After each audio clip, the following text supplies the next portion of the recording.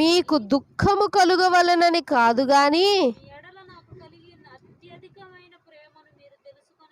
మీ ఎడల నాకు కలిగి ఉన్న అత్యధికమైన ప్రేమను మీరు తెలుసుకొనవలెనని పౌలు గారు కొరింథీ సంఘానికి ఒక పత్రికను రాస్తూ ఉంటారు. 2 పత్రికలుగా విభజించి మనకు తెలియజేయటం జరిగింది.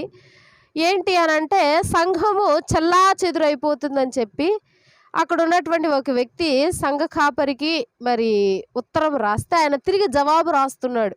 ఇదిగో నేను ఎన్నో శ్రమలు పొందాను, మీకు తెలుసు అని చెప్పి తర్వాత వచనంలో ఉంటాయి కొన్ని వచనాల్లో.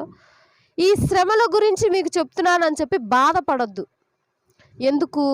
నేను పొందే ప్రతి శ్రమ ఆదరణ కొరకే అని చెప్పి ఒక వచనంలో ఉంటుంది. ఆ శ్రమలు కూడా ఏంటో చూద్దాం. 11వ వచనం, అధ్యాయం 11వ అధ్యాయం.